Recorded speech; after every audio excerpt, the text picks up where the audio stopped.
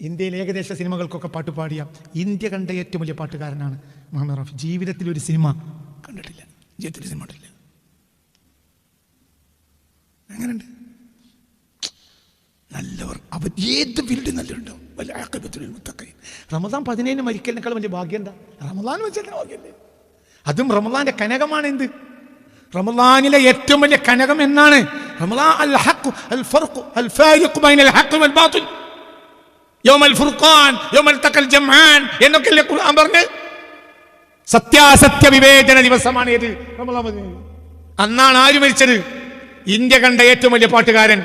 നിങ്ങൾ പലരും പേര് കേട്ടാൽ നമ്മൾ ലഅനത്തുല്ലാഹി അലൈഹി തോന്നുന്ന ആ മനുഷ്യൻ പാട്ട് ഈ വേലായിട്ട് തന്നെ വിമർശിക്കണുണ്ട്. എന്നാലും പാട്ടുകാരല്ലേ ലോണി.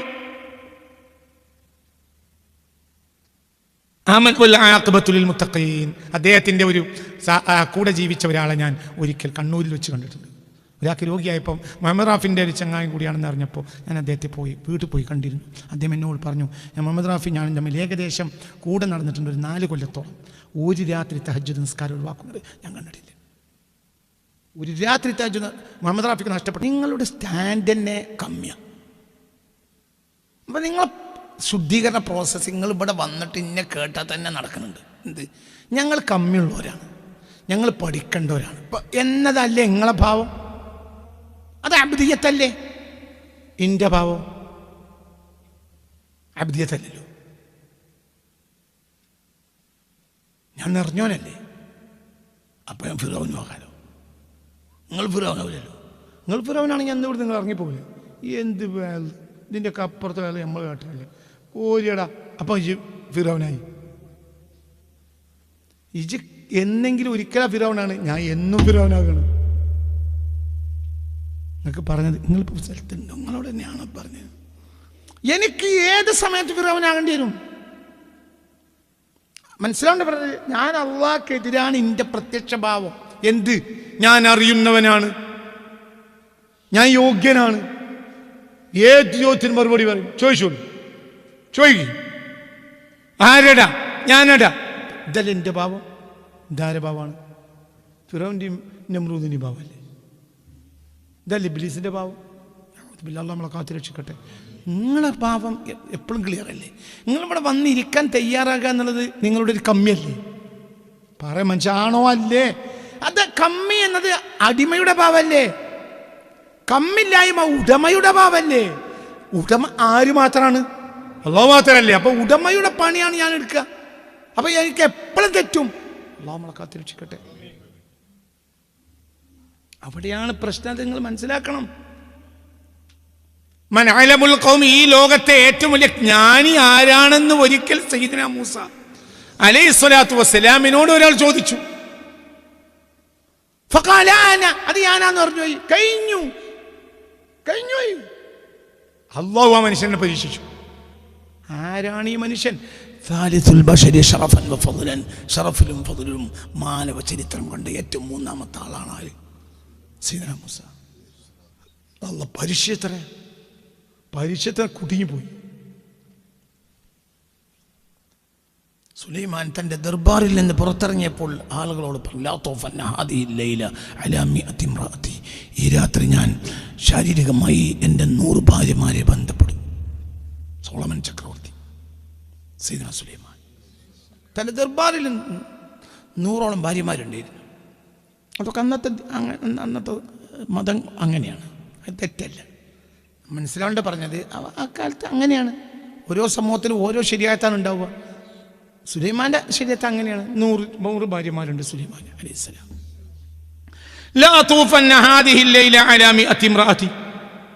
ഞാൻ എൻ്റെ 100 ഭാര്യമാരെയും ഈ രാത്രി ഞാൻ സംയോഗം ചെയ്യും എന്ന് പറഞ്ഞ സയ്യിദുനാ മൂസ, സയ്യിദുനാ സുലൈമാൻ അലൈഹിസ്സലാം.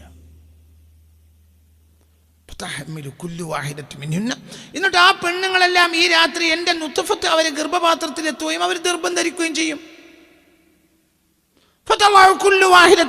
എന്നിട്ട് ആ പെണ്ണുങ്ങൾ ഓരോരുത്തരും 9 മാസം തികയുമ്പോൾ പ്രസവിക്കും. ആൺകുട്ടികളെ, ഫർസാനൻ, അശ്വാരൂഢരാകാൻ കരുത്തുള്ള.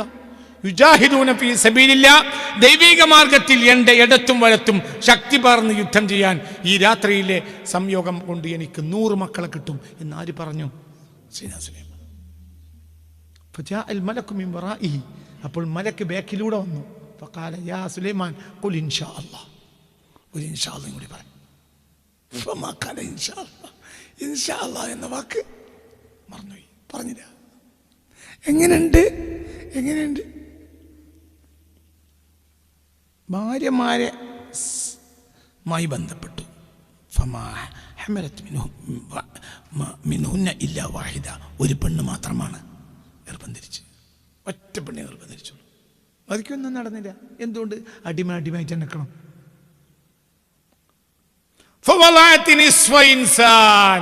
അവൾ പ്രസവിച്ചതോ ഒരു വികലാങ്ങനെ. എന്തേ സുലൈമാൻ പറഞ്ഞു? എന്താ പറഞ്ഞു? അശ്വാരൂഢരാകാൻ കരുത്തുള്ള കുതിരപ്പുറത്ത് ഇങ്ങനെ പറക്കും എൻ്റെ ആൺകുട്ടികൾ. ഈ രാത്രി എന്നിൽ നിന്ന് എൻ്റെ പെണ്ണുങ്ങൾ ഗർഭം ധരിക്കും. എന്നിട്ട് ഞാൻ എൻ്റെ ആൺകുട്ടികളൊക്കെ അങ്ങനെ 100 ആൺകുട്ടികൾ എൻ്റെ ഇടത്തും വലത്തും ഇങ്ങനെ കുതിരപ്പുറത്ത് ഞങ്ങളിങ്ങനെ ഒഴുകും. ഞങ്ങളും ബാപ്പിയും മക്കളും യുദ്ധത്തിനിങ്ങനെ പോകണ്ട, ആരും പേടിയോ? ഒരു പെണ്ണ് മാത്രമേ ഗർഭം ധരിച്ചുള്ളൂ. فما حملت منهن إلا واحدة فلما ولعت نصف إنسان, ഒരു പകുതി മനുഷ്യനെ, ഒരു പകുതി ഒരു മനുഷ്യൻ തന്നെ പറയാൻ കയ്യും കാലൊന്നും ഇല്ലാത്ത ഒരു വികലാങ്ങനെയാണ് ആര് പ്രസവിച്ചത്? മനസ്സിൽ പ്രസവിച്ച് നോക്കുമ്പോൾ എന്തെന്നല്ല മര്യാദക്ക് എന്തില്ല, കയ്യും കാലുള്ള ഒരു ഒന്നിനെ പോലും അല്ല പ്രസവിച്ചത്. അരക്കായി കൊറ്റാത്ത സാധനത്തിന് ഇപ്പം എവിടെ എത്തി? ഇതിപ്പോൾ ആരവ പറഞ്ഞത്? സെയ്ദ് സുലൈമാൻ. ആരാ സുലൈമാൻ? ആരാണ്? അല്ലാഹു തആല അത്രയും വലിയ ആളാക്കിയ ആളല്ലേ സുലൈമാൻ. മനസ്സിലാവുണ്ട് പറഞ്ഞത്? ഇത് അടിമ. അവിടെ എന്ത് കൂടെ കൂട്ടണം? ഒരു ലിങ്ക് കൊടുക്കണം. അവിടെ ലിങ്കാണ് എന്ത്? ഇൻഷാ അല്ലാഹ് ലിങ്ക് കൊടുക്കണം. ലിങ്ക് കൊടുത്തു, ലിങ്ക് കൊടുത്താൽ മതി. പക്ഷെ ലിങ്ക് കൊടുത്തില്ല. നടന്നില്ല. അടിമയൊന്നും അടിമയാണ്. മനുഷ്യനാക്കലാണ് മതത്തിന്റെ ധർമ്മം. ഇവര് പറയാൻ വേണ്ടിയാണ് ഇതൊക്കെ പറഞ്ഞ് ഞാൻ അവസാനിപ്പിക്കുകയാണ്. നിങ്ങളിത് പഠിക്കണം. അമൂല്യരായാലും തങ്ങളായാലും അവരൊക്കെ യോഗ്യത അവരടിമയാകലാണ്. ആരും അടിമയായി നിൽക്കുന്നവൻ്റെ ഗുണം എന്നെ ആരാണെങ്കിലും അവനിൽ ഗുണമുണ്ട്. ഒരു വിനയാന്വിതനായ മനുഷ്യൻ, അവൻ ആരായാലും അവനിൽ ഗുണമുണ്ട്. വിനയാന്വിതനായ മനുഷ്യൻ എല്ലാവർക്കും ആ മനുഷ്യൻ പ്രിയപ്പെട്ട ആളായിരിക്കും. ആരും ഒരു സ്കൂളിൽ 10 അധ്യാപകന്മാരുണ്ട്. ഒരു സ്കൂളിൽ 10 അധ്യാപകന്മാരുണ്ട്. അതിലൊരു അധ്യാപകൻ വിനയാന്വിതനാണ്, ഭയങ്കര വിനയവും സൽസ്വഭാവമാണെങ്കിൽ ആ സ്കൂളിലെ ഏത് കുട്ടിയും ആ കുട്ടിയുടെ പ്രശ്നവും ഗുണവും ദോഷവും ഒക്കെ പറയുന്നത് ആരായിരിക്കും? അയാൾ തൻ്റെ അടുത്ത ആളാണെന്ന് ഏതാളും വിചാരിക്കും. അയാളാണ് മനുഷ്യൻ, അയാളാണ് ഖലീഫ. ആരുടെയും ഉത്തരവാദിത്വം ഇന്നി ജാഇലുൻ ഫിൽ അർളി ഖലീഫ, ഭൂമിയിലേക്ക് ഞാൻ ഖലീഫയെ തിരഞ്ഞെടുക്കുക. അപ്പം ഏതൊരാൾക്കും പ്രശ്നം ഏറ്റെടുക്കുന്നവനാണ് ഖലീഫ. മുഹമ്മദ്, അഹമ്മദ്, അബ്ദുള്ള ഒക്കെയാണ് ഓരോരുത്തരും പേര്. ഒരുത്തൻ്റെ പേര് കേശവൻ നായർ എന്നാണ്. പക്ഷെ കേശവൻ നായർ സൽസ്വഭാവിയാണ്.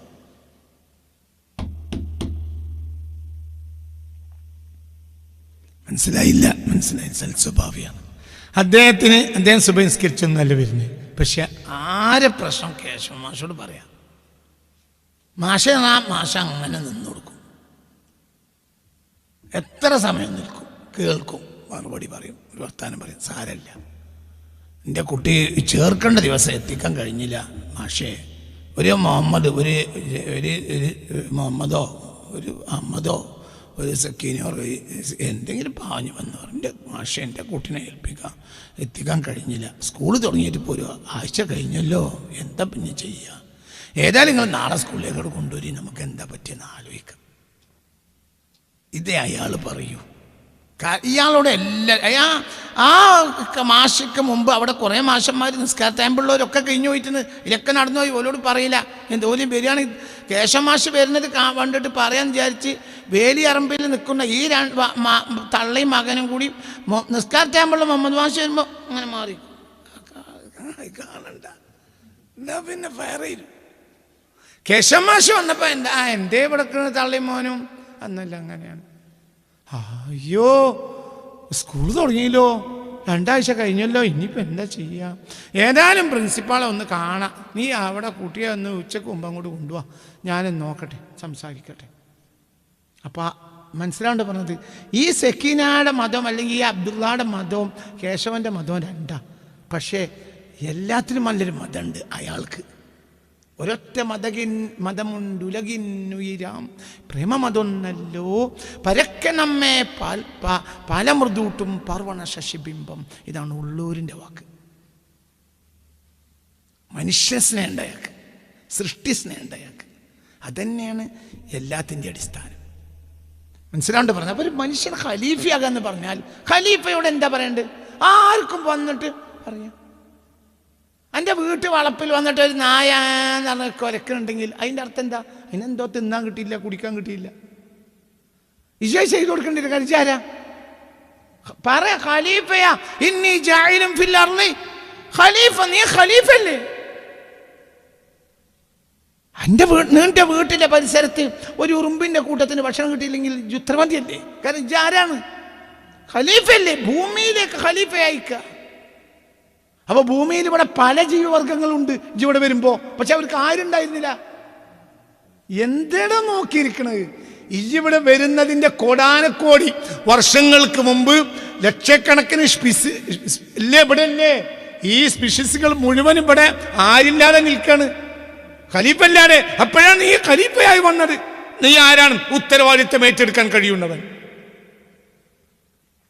അപ്പൊ ആരും ഭക്തിയാണെങ്കിലും പന്നിയാണെങ്കിലും നായാണെങ്കിൽ ഈയൊക്കെ അതിൻ്റെ നീ അതിൻ്റെ ഖലീഫയാണ്, ഉത്തരവാദിത്തം ഏറ്റെടുക്കാൻ കഴിയുന്നത്. അത് നിനക്ക് ആ ബോധം എനിക്ക് ഉണ്ടാവണം. അതാണ് മനുഷ്യൻ, അതാണ് മാത്രം. അതാണ് റസൂലാക്കാണ് വന്നപ്പോൾ അൽഹംദുലില്ലാഹ് അത് ഞാൻ എന്ന് വരേണ്ടതാണ്. എന്താണ് ജിബ്രീൽ നിങ്ങൾ ഇത്ര നേരം വൈകി എന്ന് പറഞ്ഞ അതല്ല പറഞ്ഞത്. ഇതൊന്നും ഏറ്റെടുക്കാൻ എനിക്ക് കഴിയൂല, എനിക്കറിവില്ല. നേരെ മറിച്ച് നമ്മുടെ ക്ലാസ്സിലൊരു മാനി പറഞ്ഞിട്ടുണ്ട്. അവൻ്റെ വാപ്പുണ്ട് അസുഖയാക്ക. അപ്പോൾ അസുഖയാക്ക എന്നെ എന്നോട് ഒരിക്കൽ പറഞ്ഞു, നാട്ടുകാരിൽപ്പെട്ട ഒരാൾ എന്തിനും അഭിപ്രായം പറയണ ഒരുത്തനുണ്ട്. ഓൻ ജിദ്ദയിൽ വന്നു. അപ്പോൾ ജിദ്ദയിൽ 10-15 കൊല്ലമായി ജോലി ചെയ്യുന്ന ആളാണ് അസുഖയാക്ക. അങ്ങനെ ഇപ്പം വന്ന് എന്നെ റൂമിൽ കയറി. അപ്പം ഞാൻ ജോലി അന്വേഷിച്ചിട്ട് വേറൊരു റൂമുകാരെ അവിടേക്ക് പോവുകയാണ്. 2 ആൾ കൂടി അസുഖമൊക്കെ ഓനെയും കൂട്ടി പോവുക. അപ്പോൾ പോകുന്ന സമയത്ത് ഇറങ്ങി നടക്കുമ്പോൾ പിന്നെ അസുഖമൊക്കെ എന്നോട് പറഞ്ഞു അവിടെയാണ് ഇന്ന സ്ഥലത്താണ് റൂമുകാർ, അപ്പോൾ നമുക്ക് ഇതിലെ പോകാറും. അപ്പോൾ ഓൻ പറഞ്ഞു ഇല്ലല്ല ഒന്നും കൂടി ഇതിലെ പോകാനാ നല്ലത് കയറും. മനസ്സിലായില്ല? ഓൻ നടാടെ ജിദ്ദയിൽ വരികയാണ്. മനസ്സിലായില്ല പറഞ്ഞേ? അസുഖനോട് എത്ര വട്ടം പറഞ്ഞ കണക്കും കഴിയൂല. ഓൻ ആദ്യമായിട്ട് ജിദ്ദയിൽ വരികയാണ്. അസുഖയൊക്കെ അവിടെ 15 കൊല്ലമായിട്ടുള്ള ആളാണ്. എന്നിട്ട് പറഞ്ഞു എൻ്റെ മറ്റേ റൂമൊക്കെ ഇതിലെ പോലാല്ലേ. അപ്പോൾ ഓൻ പറഞ്ഞു എൻ്റെ ഇല്ലല്ലേ ഒന്നും കൂടി നല്ല ഇതിലെ പോലാണ്. ഇതാണ് മനുഷ്യൻ സ്വഭാവം. ഇതാണ് മനുഷ്യന് എന്തിനൊരു അഭിപ്രായം പറയാ. ഇത് പൊതു മനുഷ്യൻ്റെ ഒരു സ്വഭാവമാണ്. ഞാൻ അറിവുള്ളവനാണെന്ന് നടിക്കുക. അസോയൊക്കെ നിന്നോട് പറയണത് 2001 2002 10-24 കൊല്ലം മുമ്പ്. ഞാനിത് മറന്നിട്ടില്ല, മറക്കാൻ പറ്റാത്തൊരു വിഷയമാണിത്. അത് മനുഷ്യൻ്റെ പൊതു സ്വഭാവ. മനസ്സിലാണ്ട് പറഞ്ഞത്? താഴ്ക്കൂല, പൊന്തിച്ചേക്കുള്ളൂ. വിനയം കാണിക്കേണ്ടടുത്തോലും വിനയം കാണിക്കൂല. അപ്പൊ മനുഷ്യന്റെ മഹത്വം എവിടെയാ? മനുഷ്യന്റെ ഖിലാഫത്ത് എവിടെയാണ്? മനുഷ്യൻ ഞാൻ യോഗ്യനാണ്, ഇത് മുഹമ്മദ് മുസ്തഫ തങ്ങളടുത്ത് ജിബ്രീൽ വരുമ്പോൾ എന്താ പറയണത്? എനിക്ക് അറിയില്ല. ഇത് 15 കൊല്ലം ജിദ്ദയിലുള്ള ആളോട് പറയാണ് അതിനേക്കാൾ നല്ല മറ്റേ വഴിയാണ്. ഒന്നാടാളെ വന്ന് ഇറങ്ങിയിട്ടേ ഉള്ളൂ.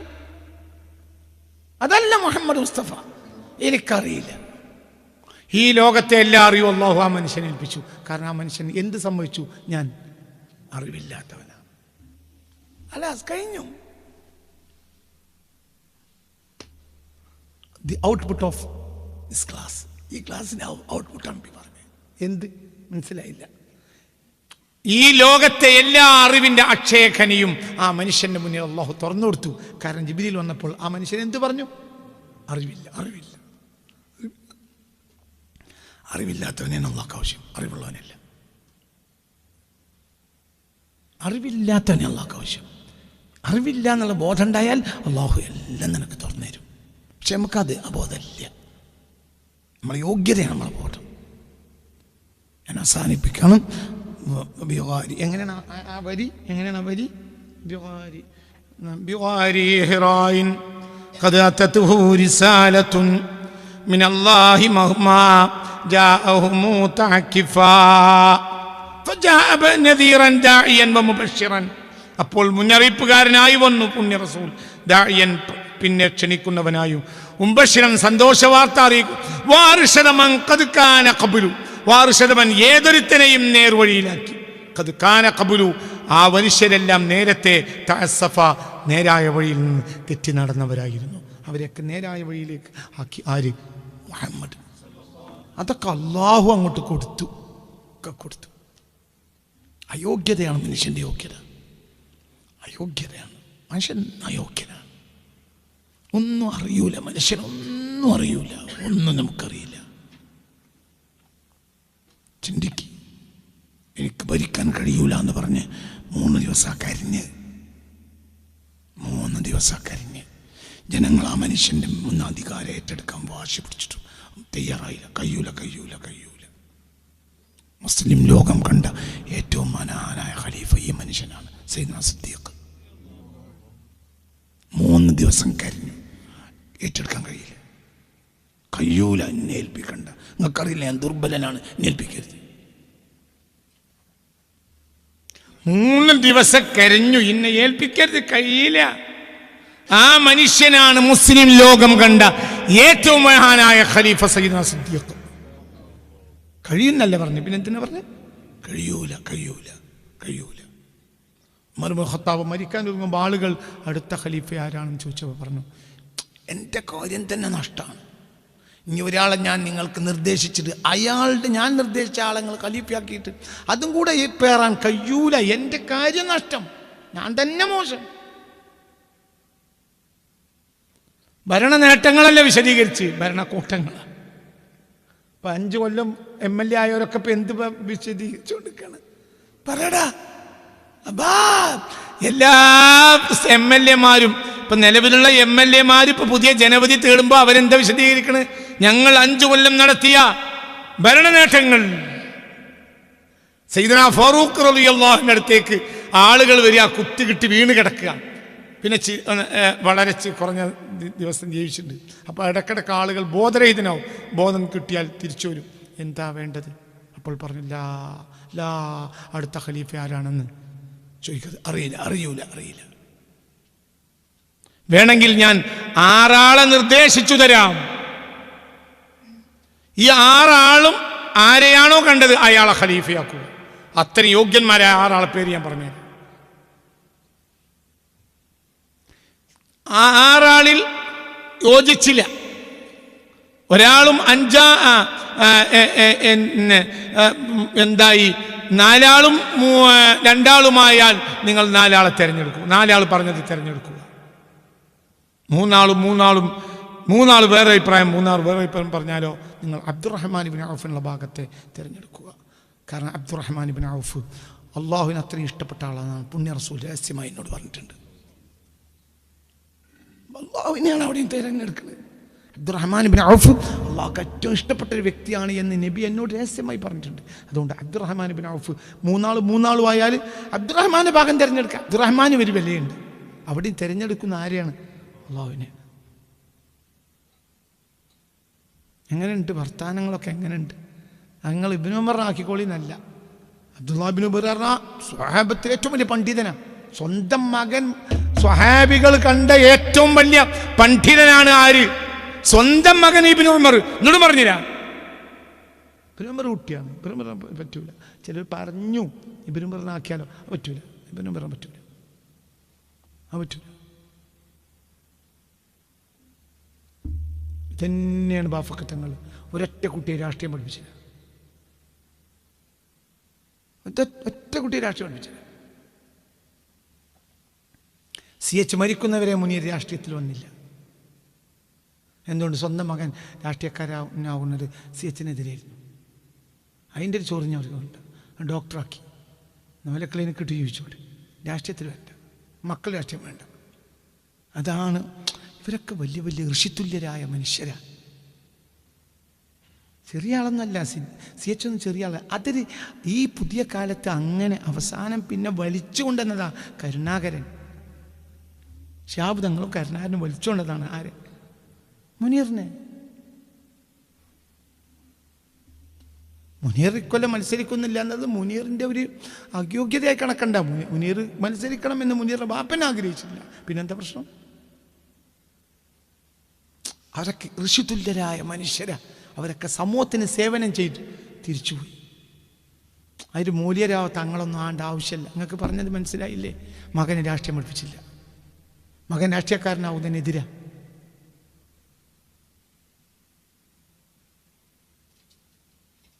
മനസ്സിലാണ്ട് പറഞ്ഞത്. ഇന്ത്യ കണ്ട ഏറ്റവും വലിയ പാട്ടുകാരൻ മുഹമ്മദ് റാഫിയ മകനെ പാട്ട് പഠിപ്പിച്ചില്ല. മകൻ പാടും, പക്ഷെ മകനോട് പറഞ്ഞു പാട്ട് പാടരുത്. വേണ്ട, വേറെ തൊഴിലെടുത്ത് ചോദിച്ചു, പാട്ട് പാടരുത്, വേണ്ട.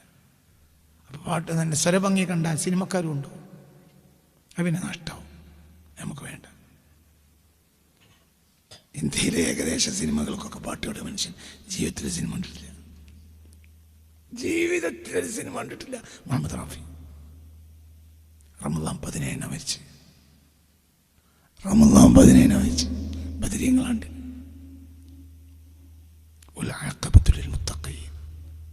മുത്തഖീങ്ങൾക്ക് നല്ല മരണമുണ്ടോ? എൻ്റെ മുത്തഖീങ്ങളുടെ ലിസ്റ്റിൽ ആരൊക്കെ ഉണ്ട്? റാഫിയുണ്ട്. മുഹമ്മദ് റാഫി ഇഷ്ടമുള്ള ഒരാളാണ്. മനസ്സിലാണ്ട് പറഞ്ഞത്. ഒരു സിനിമ കണ്ടിട്ടില്ല. നമ്മളിപ്പോൾ പള്ളിയിൽ ഇമാമത്ത് നിൽക്കുന്ന മൂല്യരാണ് ഞാൻ തന്നെ. നമ്മൾ ജമാഅത്ത് കഴിഞ്ഞിട്ട് പെട്ടെന്ന് പായണത് ബാക്കിയുള്ള സിനിമൻ്റെ അടുത്ത ഭാഗം കാണാനാണ്. നമ്മളെ പണി എന്താ? പള്ളിയിൽ ഇമാമക്കര. നമ്മൾ കണ്ടുവച്ച സിനിമ അവിടെ തൽക്കാലം ഒന്ന് ഇങ്ങനെ ആക്കിയാണ് അമർത്തി പോകുന്നതാണ്. ഞാൻ ബാക്കി കാണാൻ വേണ്ടിയിട്ടാണ് നമ്മൾ പെട്ടെന്ന് റൂമിൽ തന്നെ പാഞ്ഞ് കുറ്റിട്ട്. ഇന്ത്യയിലെ ഏകദേശ സിനിമകൾക്കൊക്കെ പാട്ട് പാടിയ ഇന്ത്യ കണ്ട ഏറ്റവും വലിയ പാട്ടുകാരനാണ് മുഹമ്മദ് റാഫി. ജീവിതത്തിൽ ഒരു സിനിമ കണ്ടിട്ടില്ല, ജീവിതത്തിൽ സിനിമ കണ്ടിട്ടില്ല.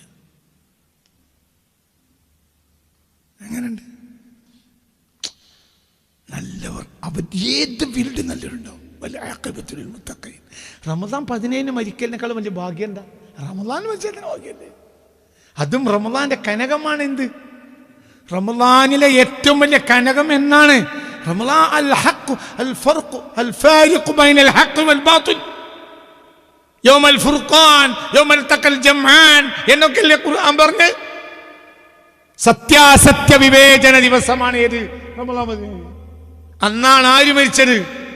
ഇന്ത്യ കണ്ട ഏറ്റവും വലിയ പാട്ടുകാരൻ.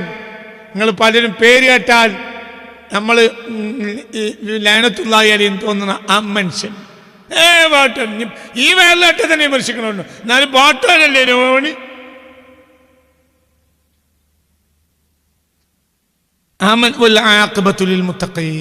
അദ്ദേഹത്തിൻ്റെ ഒരു കൂടെ ജീവിച്ച ഒരാളെ ഞാൻ ഒരിക്കൽ കണ്ണൂരിൽ വെച്ച് കണ്ടിട്ടുണ്ട്. ഒരാൾക്ക് രോഗിയായപ്പോൾ മുഹമ്മദ് റാഫിൻ്റെ ഒരു ചങ്ങായം കൂടിയാണെന്ന് അറിഞ്ഞപ്പോൾ ഞാൻ അദ്ദേഹത്തെ വീട്ടിൽ പോയി കണ്ടിരുന്നു. അദ്ദേഹം എന്നോട് പറഞ്ഞു, ഞാൻ മുഹമ്മദ് റാഫി ഞാനും തമ്മിൽ ഏകദേശം കൂടെ നടന്നിട്ടുണ്ട് ഒരു 4 കൊല്ലത്തോളം. ഒരു രാത്രി തഹജ്ജുദ് നിസ്കാരം ഒഴിവാക്കുന്നത് ഞാൻ കണ്ടിട്ടില്ല. ഒരു രാത്രി തഹജ്ജുദ് മുഹമ്മദ് റാഫിക്ക് നഷ്ടപ്പെട്ടതായി എൻ്റെ ഓർമ്മയില്ല. ഒരു രാത്രി തഹജ്ജുദ് ഒഴിവാക്കിയിട്ടില്ല.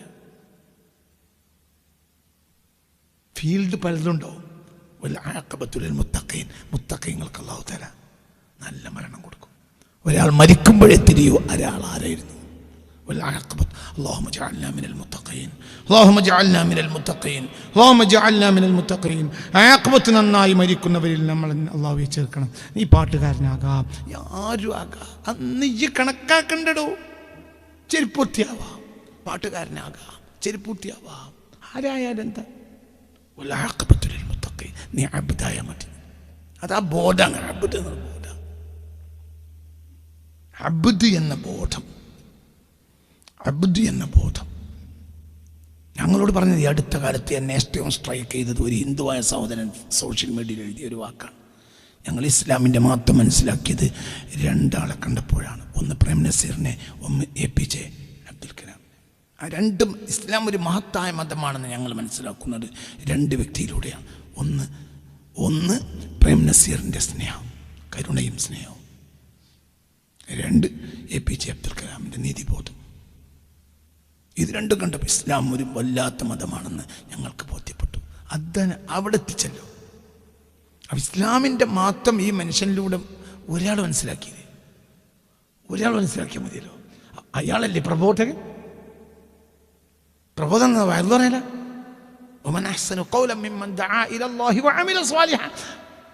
അവന് നല്ലത് ചെയ്യാൻ കഴിഞ്ഞാൽ അതാ സമൂഹം മനസ്സിലാക്കണം, ഇയാൾ വലിയൊരാളാണ്. അതന്നെയല്ലേ നിന്റെ മതത്തിന്റെ പ്രചാരണം. മനുഷ്യത്വം പ്രചരിപ്പിച്ചതുമല്ല, അയാൾ മനുഷ്യത്വമുള്ളവനായപ്പോൾ സമൂഹത്തിന് അത് മനസ്സിലാവണ്ട പറഞ്ഞത്. ബാക്കിയൊന്നും ചിന്തിക്കണ്ട. അതിൻ്റെ അർത്ഥം ഞാൻ പ്രേം നസീറിനെ പോലെ നിങ്ങളും സിനിമക്ക് പോയിക്കോളി എന്നല്ല അതിൻ്റെ അർത്ഥം. നിങ്ങളൊരാളെ തള്ളണ്ട, നിങ്ങളൊരാളെ നിരകത്തിലാക്കണ്ട. നമുക്കറിയില്ല, എനിക്കറിയൂല. അതേ സമയത്ത് മതത്തിൻ്റെ പേരിൽ അറിയപ്പെട്ട ചില ആളുകൾ ക്രൂരതയുടെ പേരിലും അറിയപ്പെട്ടു. അപ്പോൾ സമൂഹം മതമെന്നാൽ ക്രൂരതയാണെന്ന് മനസ്സിലാക്കി. അത് ഞാൻ പറഞ്ഞിട്ടുണ്ട്.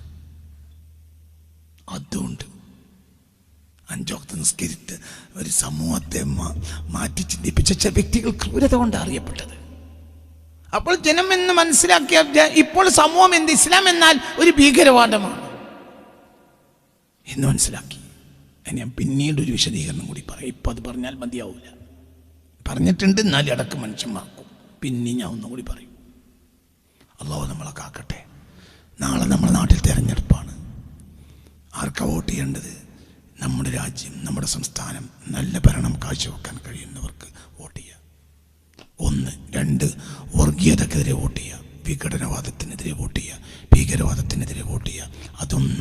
അത് ജാതി മതം നോക്കണ്ട. നമ്മുടെ രാജ്യത്ത് നീതിയോടുകൂടെ ഭരണം നടത്താൻ കഴിയുന്ന ഒരു സർക്കാർ വരണം. പടച്ചമ്പുരാൻ തൗഫീഖ് തരട്ടെ. നമ്മുടെ നാടെന്ന് പറഞ്ഞാൽ ഒന്നിച്ച് ആരാധനകൾ പലതാണെങ്കിലും അപ്പുറത്തുണ്ടാക്കിയ ഭക്ഷണം കൊണ്ടുവന്നിട്ട് ഇപ്പുറത്തെ പുരയിൽ ഉച്ചഭക്ഷണം കഴിക്കുന്ന ഓണത്തിൻ്റെ ദിവസം അപ്പുറത്തെ പുരയിൽ നിന്ന് യശോദൻ്റെ പുരയിൽ നിന്ന് കൊണ്ടുവന്ന ഭക്ഷണം മുന്നിൽ വെച്ച് അതും കൂടി കൂട്ടി നമ്മൾ കഴിക്കും. നമ്മളെ പെരുന്നാളിൻ്റെ ഭക്ഷണം അവിടെ കൊണ്ടുപോകും, അവർ കഴിക്കും.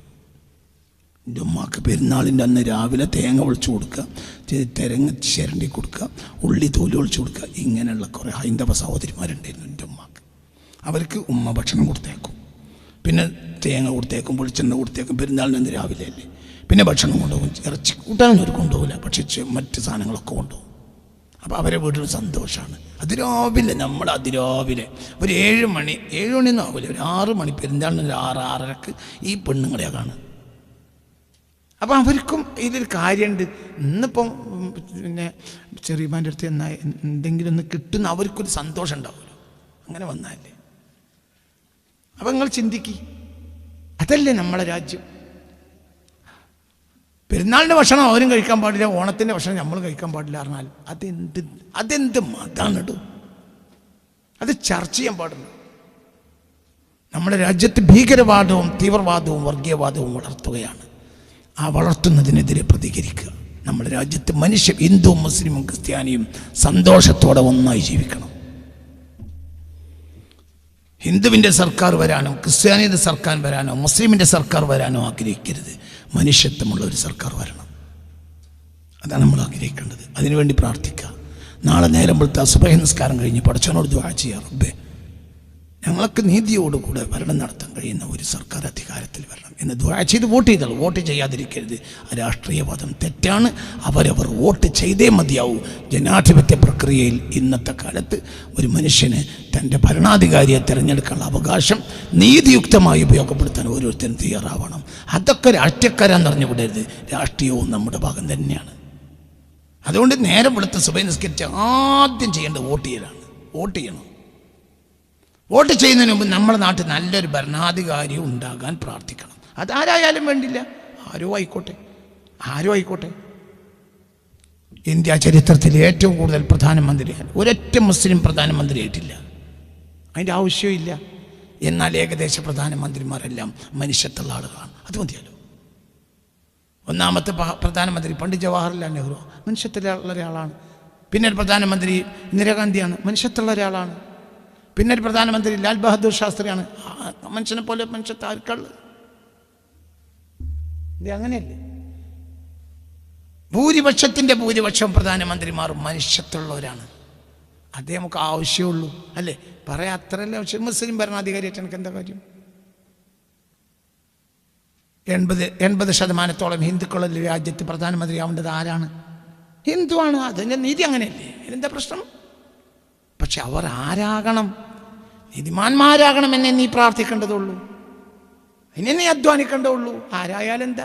ഞാൻ പറയട്ടെ, നിങ്ങൾ ആരെക്കാളും വലിയ ലാൽ ബഹദൂർ ശാസ്ത്രി നീതിമാനായ സത്യവാനായ കോൺഗ്രസ്സുകാരനാണ്. അല്ല, വല്ലാത്തൊരു നന്മയുള്ള മനുഷ്യനായിരുന്നു. ഇടക്കാലത്ത് അദ്ദേഹം പ്രധാനമന്ത്രിയായിട്ടുണ്ട്. VP സിംഗ് നല്ലൊരു മനുഷ്യനായിരുന്നു. പ്രധാനമന്ത്രി മരിച്ചോ? ഇല്ല. മരിച്ചോ? അല്ലേ? മരിച്ചോ? VP സിംഗ് ഇല്ലല്ലോ. മരിച്ചില്ലേ? നല്ല മനുഷ്യനായിരുന്നു. ആരാ നല്ല മനുഷ്യനല്ലാത്തത്? ഒക്കെ നല്ല മനുഷ്യന്മാരാണ്. ഇടക്കാലത്ത് ജനതാ പാർട്ടിയുടെ ഒരു മന്ത്രിസഭ ഉണ്ടായിട്ട് അടിയന്തരാവസ്ഥ കഴിയുന്ന സമയത്ത് മൊറാർജി ദേശായിയാണ് പ്രധാനമന്ത്രി. നല്ല മനുഷ്യനായിരുന്നു. VP സിംഗ്, മൊറാർജി ദേശായി നല്ല മനുഷ്യനായി. ജനതാ പാർട്ടി, BJP അല്ല, ജനതാ പാർട്ടി എന്ന സംഘടന ഉണ്ടായിട്ടുണ്ട് അക്കാലത്ത്. 1975 ഒക്കെ ആണ് ആ സമയം. നല്ല മനുഷ്യനായിരുന്നു. അപ്പം നമ്മുടെ രാജ്യം ഭരിച്ച ഏകദേശ പ്രധാനമന്ത്രിമാരെല്ലാം നല്ല മനുഷ്യന്മാരാണ്. അത്രയും നമുക്ക് ആവശ്യമുള്ളൂ. മുഖ്യമന്ത്രിമാർ നല്ല മനുഷ്യന്മാരായിരുന്നു. EMS ഒരുപാട് നല്ലൊരു മനുഷ്യനായിരുന്നു. രാഷ്ട്രീയം രണ്ടാണ്, വീക്ഷണം രണ്ടാണ്, ആയിക്കോട്ടെ. പക്ഷെ മനുഷ്യത്തുണ്ടായിരുന്നു. നല്ല മനുഷ്യനായതുകൊണ്ടല്ലേ ആ മനുഷ്യൻ്റെ കൂടെ വാഫക്കി തങ്ങൾ തോളോട് തോൾ എത്ര വട്ടം അധികാരം നേടി. നല്ല മനുഷ്യനായിരുന്നു. EMS ഒരുപാട് നല്ല CH മേനോൻ നല്ലൊരു മനുഷ്യനായിരുന്നു. ഒക്കെ നല്ല മനുഷ്യന്മാരാണ്. അപ്പോൾ നമ്മുടെ നാട്ടിൽ ഭരിച്ച മുഖ്യമന്ത്രിമാർ ഏകദേശമൊക്കെ നല്ല മനുഷ്യന്മാർ തന്നെയാണ്. അപ്പോൾ നമുക്ക് ആവശ്യം ആര് മുഖ്യമന്ത്രി ആകലാണ്? ഒരു നല്ല മനുഷ്യൻ്റെ മതം നമ്മൾ വിഷയമല്ല. അക്കരുത്, അവരുടെ മതം നമുക്ക് വിഷയമേ അല്ല. നല്ല മനുഷ്യന്മാരാകണം. അപ്പോൾ നാളെ രാവിലെ സുബഹി നിസ്കരിച്ചാൽ ഓരോ മുസ്ലിം പ്രാർത്ഥിക്കണം, എൻ്റെ സംസ്ഥാനത്ത് നല്ലൊരു മനുഷ്യൻ, വർഗീയതയ്ക്ക് വഴിപ്പെടാത്ത, വിഘടനവാദത്തിനും തീവ്രവാദത്തിനും വഴിപ്പെടാത്ത ഒരു നല്ല മനുഷ്യൻ, ഹിന്ദുവിനെയും മുസ്ലിമിനെയും ക്രിസ്ത്യാനികളെയും മതമുള്ളവനെയും മതമില്ലാത്തവനെല്ലാം യോജിപ്പിച്ച് ഒന്നായി കൊണ്ടുപോകുന്ന നീതിമാനായ, കരുണയുള്ള, ആർദ്രമായ മനസ്സുള്ള, സ്നേഹമുള്ള ഒരു മനുഷ്യൻ എൻ്റെ നാട്ടിൽ മുഖ്യമന്ത്രിയായി അതിനെ പറ്റിയൊരു മന്ത്രിസഭയും ഉണ്ടാവണം എന്നൊക്കെ നിയത്ത് ചെയ്ത് നിൻ്റെ സമ്മതിദാനാവകാശം നീ ഉപയോഗപ്പെടുത്തുക. നാട്ടിൽ നല്ലത് വരട്ടെ. അള്ളാഹു അനുഗ്രഹിക്കട്ടെ. റബ്ബന അലൈക തവക്കൽന.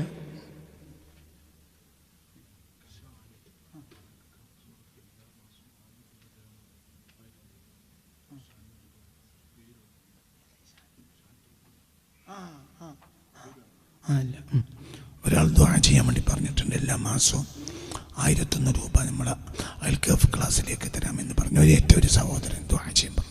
അള്ളാഹു അദ്ദേഹത്തിന് ഖൈർ കൊടുക്കണമേ റബ്ബേ. അള്ളാഹ് വലിയ ആവശ്യങ്ങളുണ്ട്. ആ ക്ലാസ് തുടങ്ങണമെങ്കിൽ ഒരുപാട് കാര്യങ്ങൾ ചെയ്തു വെക്കേണ്ടതുണ്ട്. അപ്പം നിങ്ങൾ എല്ലാവരും അതിന് സഹകരിക്കണം എന്ന് ആ ക്ലാസ് മാത്രമല്ല, നമുക്ക് ദഅവാക്ക് നമുക്കൊരു ഫണ്ട് വേണം. ഏതൊരു കാര്യം ചിലപ്പോൾ ഇടപെടേണ്ട ചില കാര്യങ്ങളുണ്ടാവും. സമൂഹത്തിൽ കോഴിക്കോട് പെട്ടെന്ന് പരിപാടി സംഘടിപ്പിക്കേണ്ടത് ഒരു ദഅവത്ത്, നിങ്ങൾ അതൊക്കെയാണ് അതിൻ്റെ ഉദ്ദേശം. അതിനപ്പം പിന്നെ പൈസ പിരിക്കാൻ നടക്കരുത്. ആ കാര്യം നടക്കണം. നിങ്ങളെല്ലാവരും ഇടപെടണം. റബ്ബന അലൈക തവക്കൽനാ